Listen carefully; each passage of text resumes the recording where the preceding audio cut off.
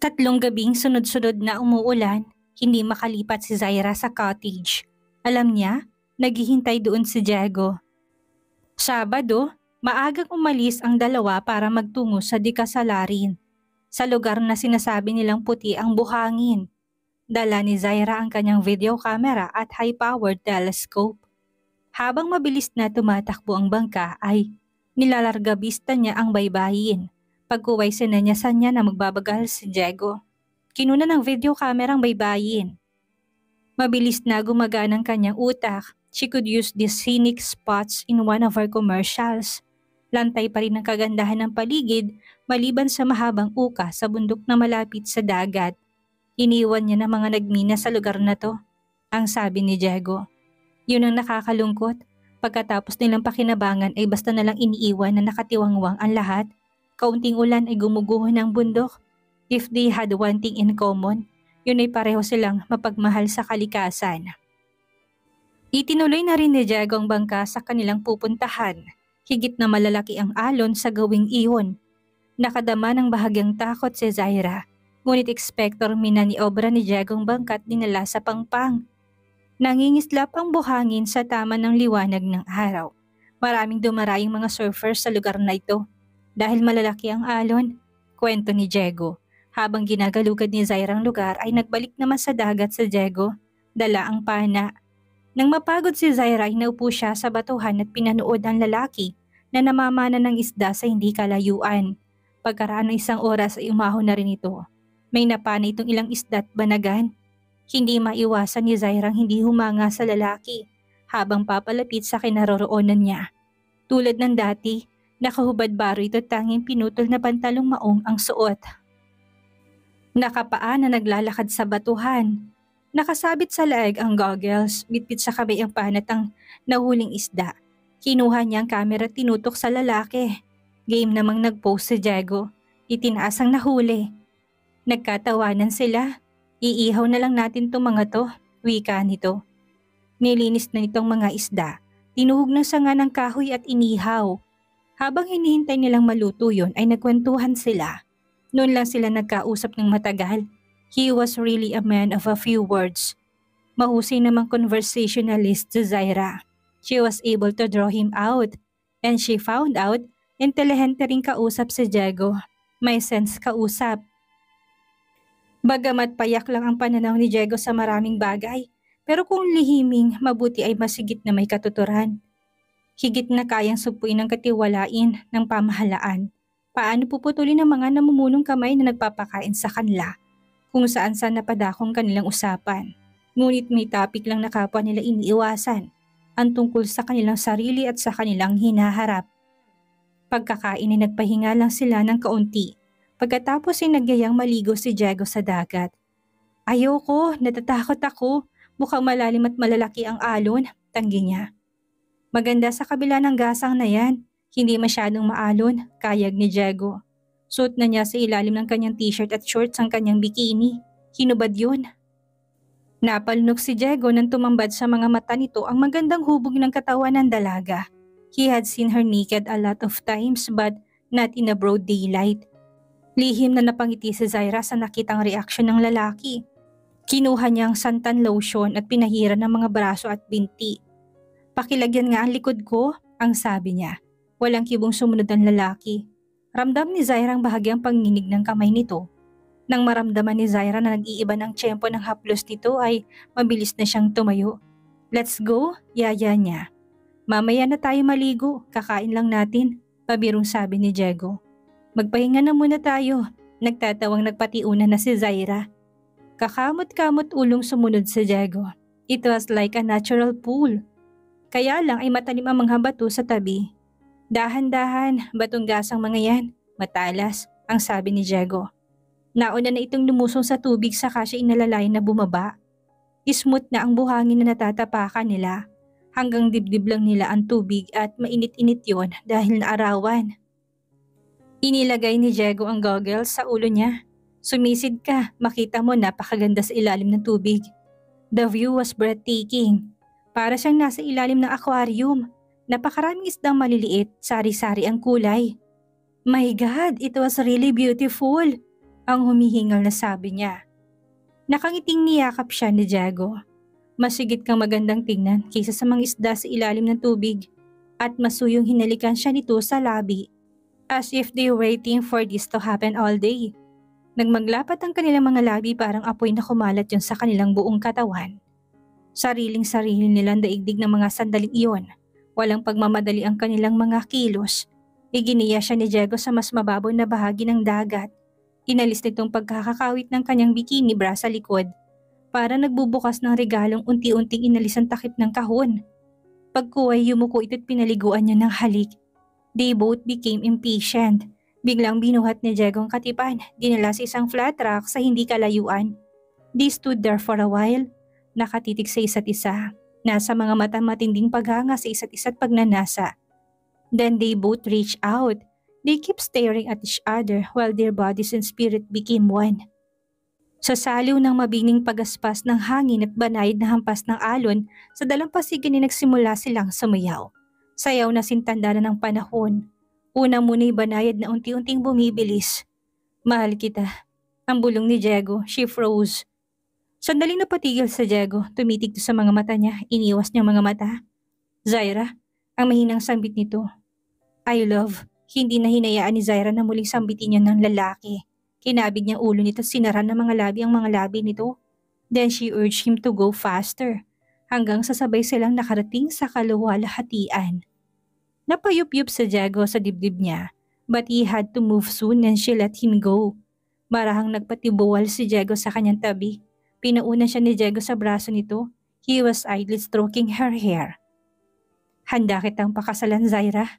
Bahagyan itong inangat ng ulo at kinintalan siya ng halik sa noo. Lalong nawalan ng kibo si Zaira. Zaira, but she refused to look at him. Sa halip ay walang kibong bumangon siya. Kinagilap ang bikini, ang pang-ibaba na lang ang nakita. Isinuot yun at walang lingon likod na tinumong kinaroroonan ng kanilang mga gamit. Hindi nakakibo si Diego.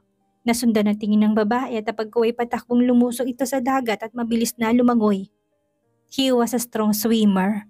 Makikita sa mga strokes nito. Kinabahan si Zaira na makitang halos tuldok na lang ito sa dagat. Napatayo siya. Nais niyang sigawan itong bumalik. Ngunit sa layong yon, alam niyang malabong marinig siya nito. Saka na siya nakahinga nang makitang pabalik na ulit sa pangpang ang lalaki. Nagpatihaya si Diego sa tubig at hinayaan ng sarili na tangayin ng alon pabalik sa pangpang. Nang umahon ay kalmado na ulit ito. Hinagilap ang short sa batuhan at sinuot.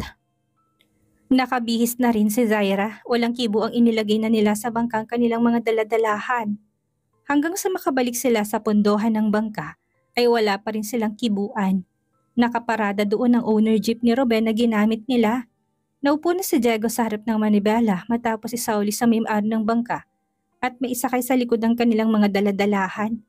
Umupo na rin si Zaira sa passenger seat. Isinaksak na itong mga susi ngunit hindi nag-start ang makina. Kinalimutan mo sinabi ko kanina. Ang sabi nito, napatingin siya dito. Naintindihan ko na, pwede lang akong kalaro sa kama, hindi kailanman pwedeng serisohin. Nagmaniobra na to, mabigat ang tapak ni Diego sa silinyador. Humahaginit ang sasakyan sa highway. Pagdating kina Rosalie, tinulungan lang siya nito na maibaba ang mga gamit nila. Pagkatapos ay walang paalam na umalis. Nais niyang tawagin ang lalaki, ngunit natiling tikom ang kanyang bibig. Hinayaan na lang niya tong makalayo. Mahal kita, parang batikaw yun na tumulig sa kanyang pandinig. Napatingin si Zaira sa kalawakan.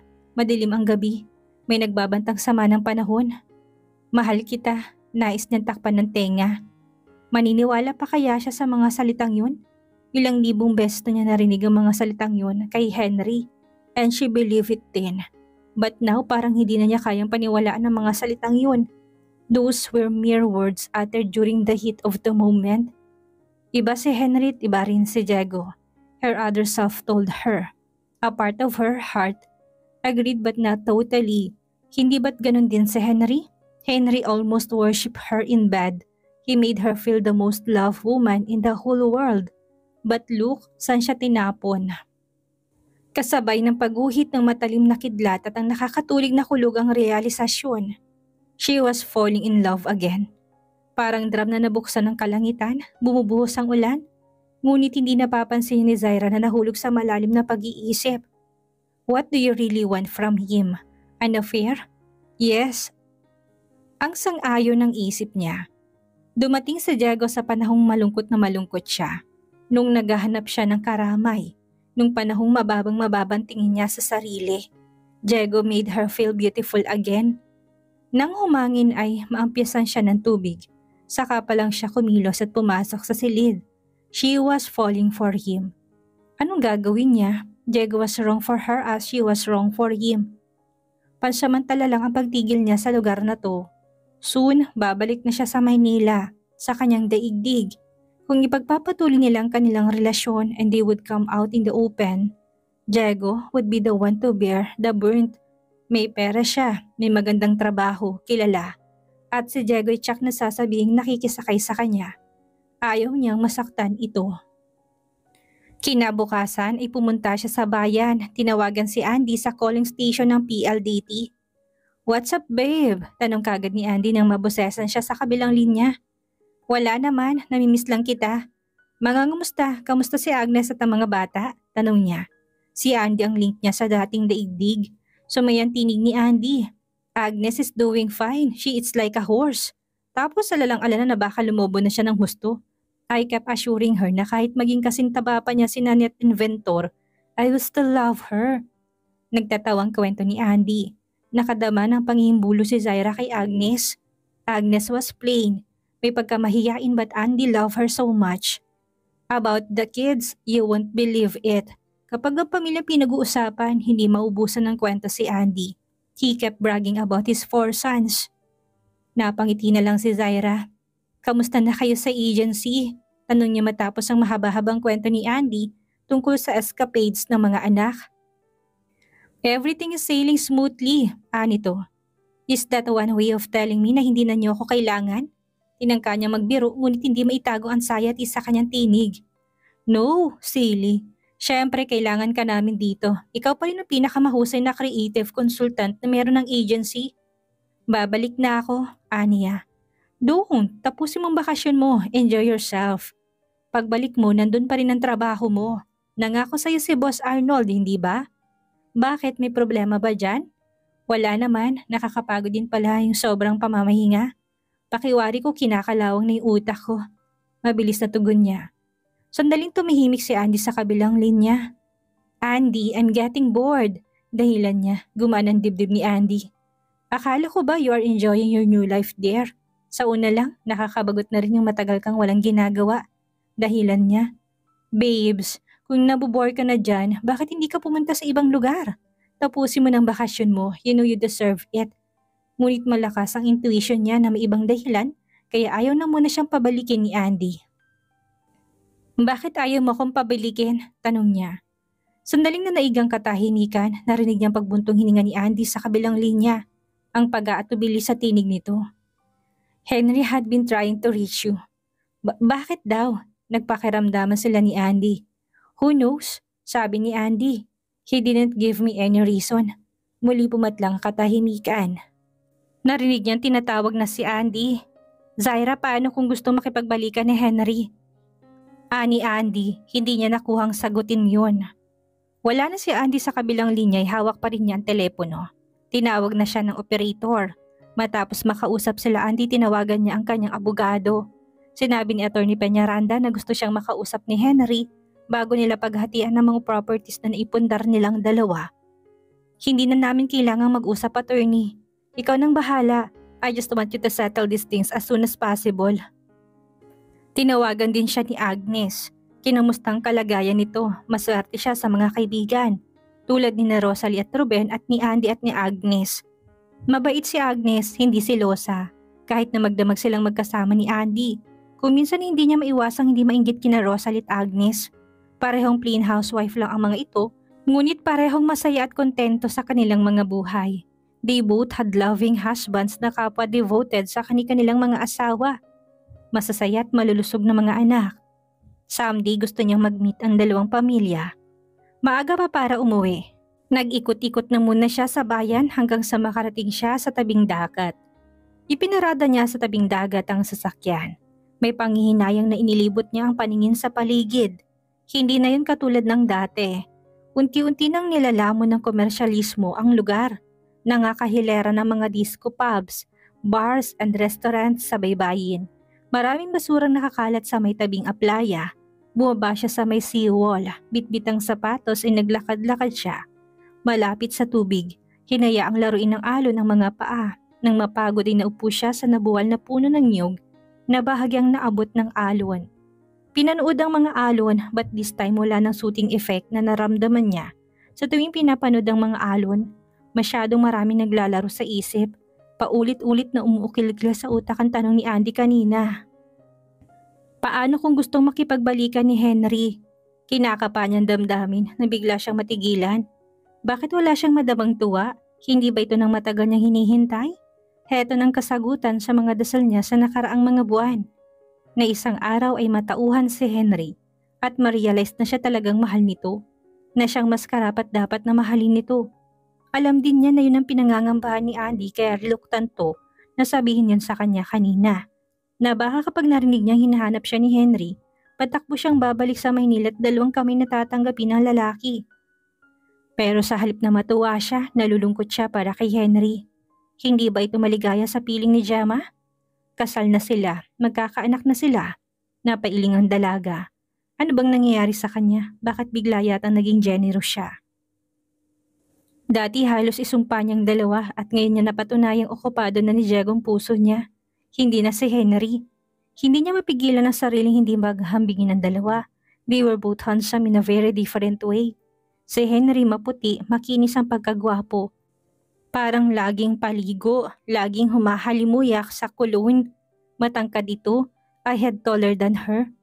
Had a boy next door image. Kung hindi siguro to naging newscaster, malamang inaging artista. Itong tipong pambida sa mga dramatic roles. Gwapo rin sa Diego, ngunit kataliwas ng pagkagwapo ni Henry. Matigas ang dating ng mukha nito na pinalambot lang na magandang mga mata nito. Maitim, mataas lang ito sa kanya ng ilang pulgada. Matigas at siksik ang pangangatawan. Hindi pa niya naaamoy si Diego na amoy cologne. His smell was manly, natural. Henry was too smooth, too urbane. Mataas ang pinag-aralan, kilala sa buong bansa. Diego was rough, brusko kung kumilos. Walang sapat na pinag-aralan, laging maruming mga kuko sa kamay at sa mga paa. Kung minsan ay amoy pawis, amoy putik pagkagaling sa bukid. But he was like a rough diamond. Kapag kininis ang ibabaw, higit na makinang to. Una, marunong tong magmahal. Nakikita yon the way he treated his son. May kapansanan si Benji. Makulit at may tantrums kuminsan, but he was always patient with his son. Kitang-kita kung gaano nito kamahal ang anak. Kung may isang common traits ang dalawang lalaking yon ay pareho silang masipag. They both respected by their peers. Maging ang mag-asawang Rosalie Troben ay malaki ang paggalang kay Diego. Kung tutuusin, mas lamang si Henry sa maraming bagay. But now she realized mas lamang si Diego sa puso niya. But it wasn't enough. Lumalakas ang hangin, lumalaki rin ang mga alon patungo sa dalampasigan. Ngunit hindi makalampas sa mga yon sa buhanginan. Malungkot na napabuntong hininga si Zaira, napatitig sa karagatan. Congratulations! Tuwang niyakap at kinamayan ni Andy si Zaira. My God, how did you do it? We presented the same team to the advertiser but they rejected it. Nang ikaw ang mag-present ng idea, they grab it at once.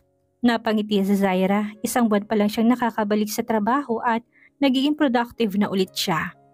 Noong unang linggo'y parang nangangapa pa rin siya. Now there was a new fire in her.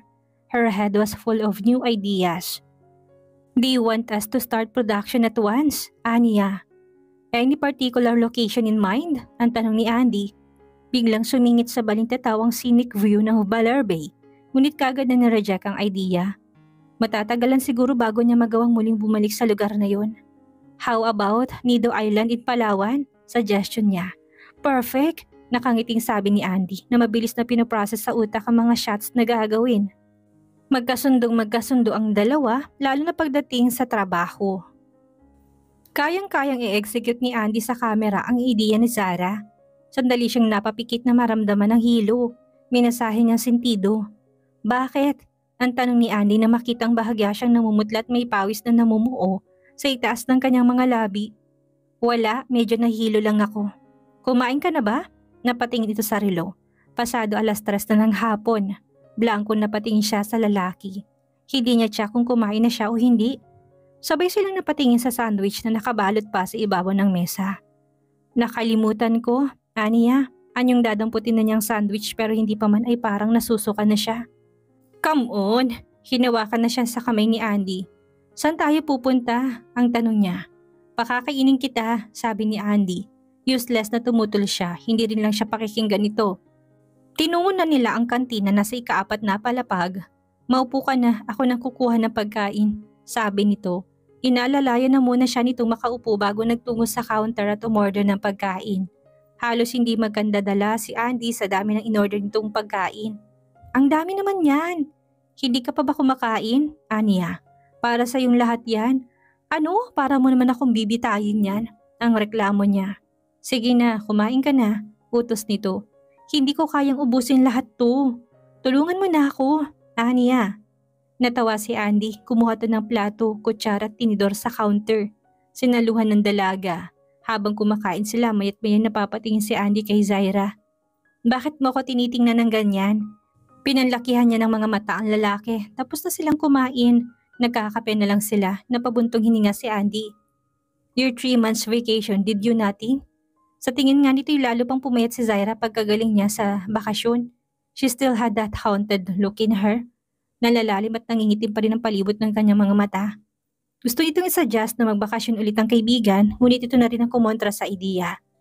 Siguro nga mas makakabuti para kay Zaira ang maging busy sa trabaho. Bakit hindi ka magpatingin sa doktor? Suggestion ni Andy.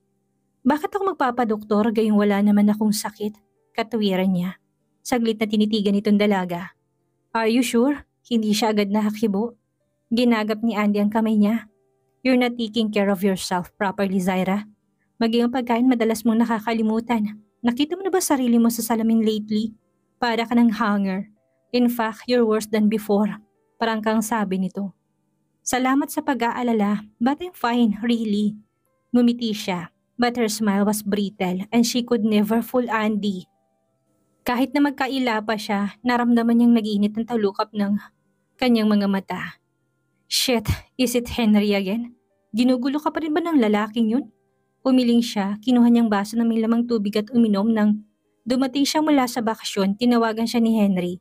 Nagkita sila, nag-usap. Gustong makipagbalikan ni Henry tulad ng unang hinala ni Andy.